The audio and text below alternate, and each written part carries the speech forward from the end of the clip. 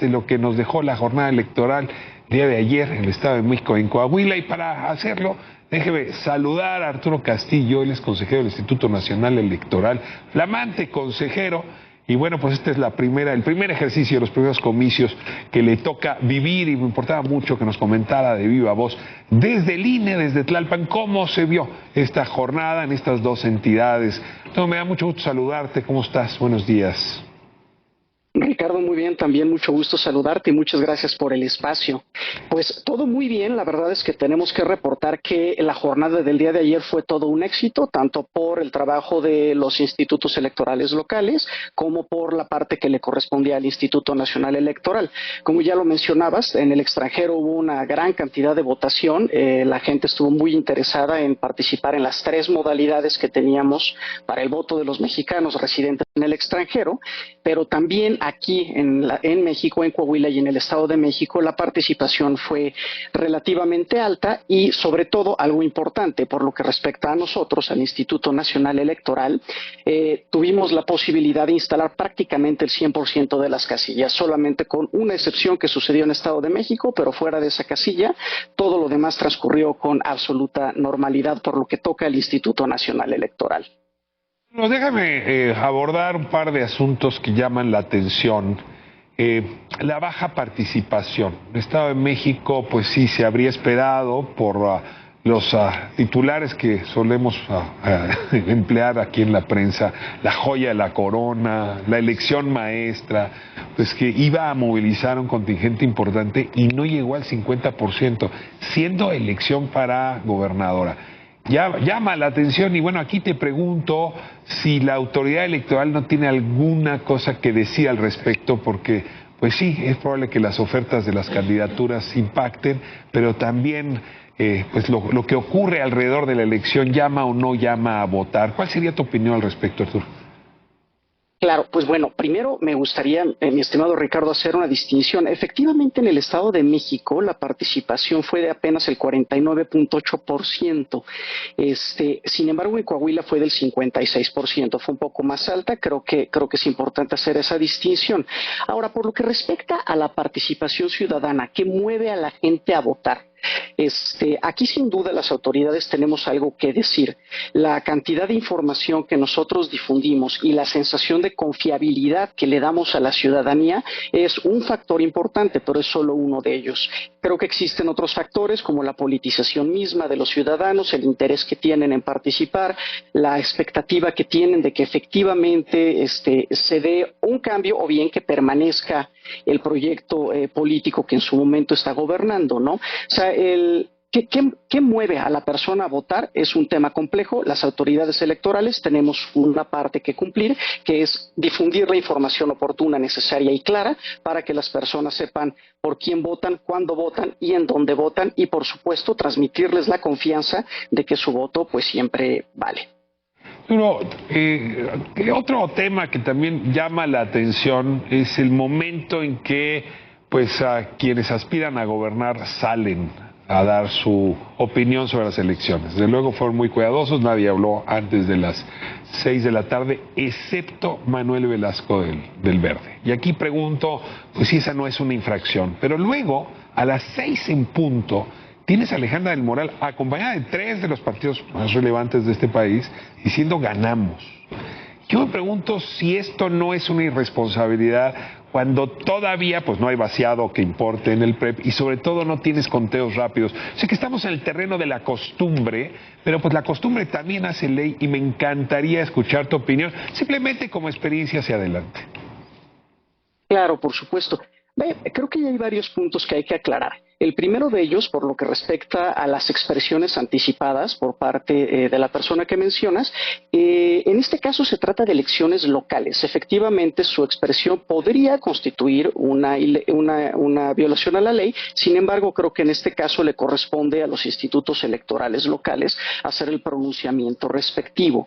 En este caso, el Instituto Nacional Electoral, al tratarse de elecciones locales, solamente se encargó de aspectos muy específicos, como el Registro Federal de Electores, padrón electoral, distritación, integración de mesas directivas de casilla, administración de tiempos en radio y televisión, y nos haremos cargo naturalmente de la fiscalización de los recursos.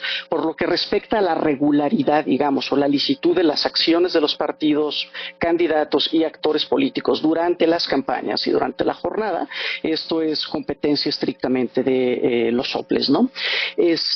Por lo que respecta a las expresiones que hicieron los participantes a las 6 de la tarde, también creo que es importante que la audiencia sepa lo siguiente. Hay tres tipos de resultados que obtenemos en toda elección. Uno es los conteos rápidos. Los conteos rápidos son nada más una muestra estadística y significativa de los resultados que se obtuvieron en las casillas, que te permiten arrojar resultados probables, nada más.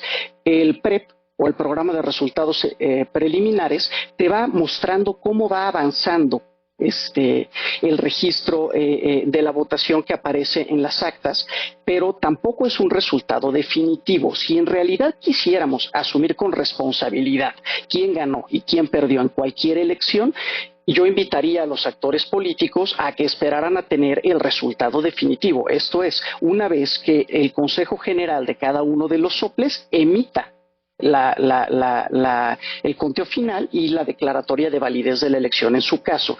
Como sabemos, esto comenzará a trabajarse a partir del miércoles 7, en donde los consejos distritales de cada una de las entidades comienzan el conteo.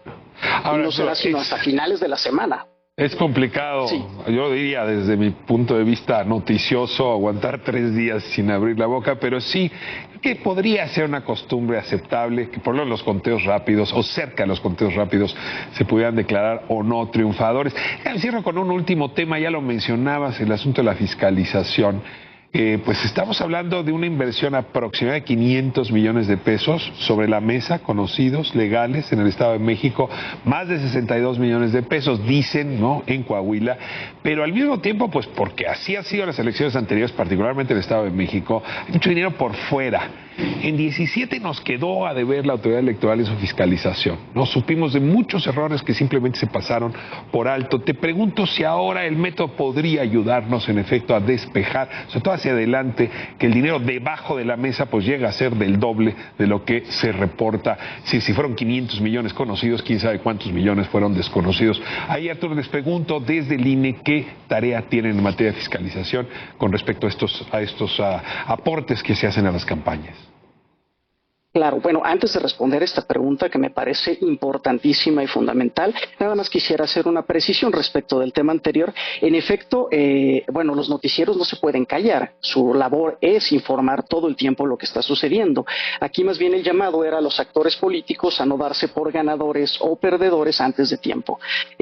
Por lo que respecta al flujo de dinero ilícito en política y en las campañas electorales, bueno, este es un tema que se ha puesto sobre la mesa, tanto en medios de comunicación como en mesas de diálogo con otros actores, que es fundamental atender.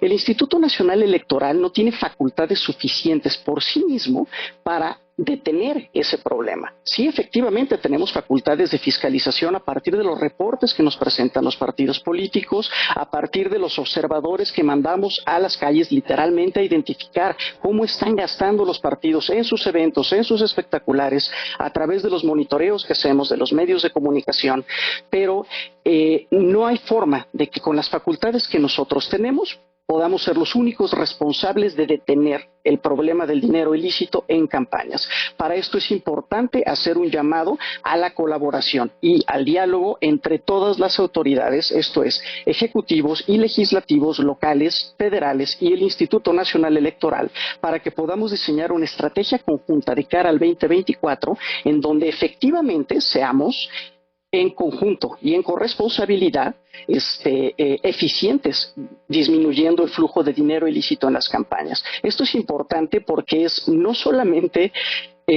importante en términos de protección de equidad en la contienda, sino también porque en el momento en el que empieza a entrar dinero de esta naturaleza en una contienda electoral, también comprometes el desempeño de los gobernantes y de las personas que fueron electas. Y esto nos afecta a todos. Por eso creo que es importante, y lo hago desde aquí, hacer este llamado a que todos nos sentemos a platicar qué podemos hacer. Doctor Castillo, pues me quedo con tu mensaje. En efecto, hemos hecho muchos cambios, muchas reformas, pero en el tema de los dineros, ahí tenemos un pendiente que sigue marcando inequidad, pero sobre todo que puede introducir dinero ilegal dentro de las campañas en todos los sentidos. Doctor Castillo, consejero del Instituto Nacional Electoral, me da muchísimo gusto tenerte por primera vez aquí a Ras de Tierra y espero que sea la primera de una larga serie. Un abrazo muy fuerte.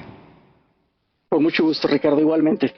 Muy bien, vamos a hacer una pausa comercial. Regresando, pues vamos a hablar no solamente de cómo